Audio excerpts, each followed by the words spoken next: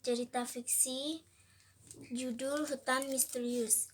Aku dan temanku, kami ingin melakukan sesuatu yang belum pernah dilakukan oleh warga setempat, yaitu masuk ke dalam hutan misterius. Kenapa namanya misterius? Entahlah, tapi menurut salah seorang warga yang pernah masuk ke dalam hutan tersebut, katanya dia melihat tumbuhan aneh yang dapat bercahaya. Setelah itu, dia tidak dapat berbicara. Kami sudah siap masuk ke dalam hutan misterius. Dengan perbekalan seadanya, kami masuk hutan tersebut. Kulihat ada sebuah tanaman yang cukup besar dan menyeramkan. Lalu tiba-tiba muncul cahaya dan tumbuhan tersebut.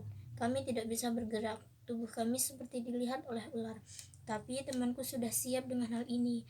Dia melempar sebuah handphone tepat mengenai bagian tumbuhan yang bercahaya itu. Kemudian kami terlepas dan dari ikatan tersebut. Tiba-tiba kami diikat lagi dan dibawa oleh 2 orang berpakaian hitam menuju sebuah rumah. Ternyata 2 orang itu adalah pemburu hewan langka untuk diperjualbelikan, dan tumbuhan menakutkan tadi adalah sebuah alat untuk menakut-nakuti warga yang masuk ke dalam hutan misterius. Dengan begitu, mereka bebas menangkap hewan-hewan langka. Mereka menyuruh kami meminum minuman penghilang ingatan. Kata mereka, biasanya mereka memberi minuman pada orang yang masuk ke dalam hutan misterius adalah minuman penghilang suara dan diberikan pada saat orang tersebut ketika tidur. Tapi untuk kami, mereka ingin menghilangkan ingatan kami. Lalu kami dipaksa minum minuman tersebut, dan kami hanya pura-pura meminumnya dan pura-pura pingsan. Kemudian mereka membawa kami ke awal masuk hutan misterius, supaya warga yang melihat menjadi enggan untuk masuk hutan misterius.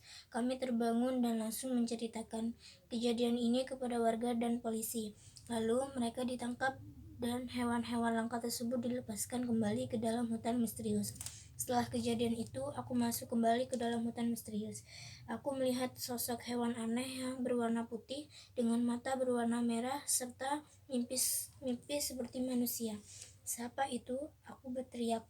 Dia dengan cepat menarikku dan mengajakku ke dalam gua. Di dalam gua itu ada sekumpulan hewan putih. Lalu mereka mengajakku makan ikan.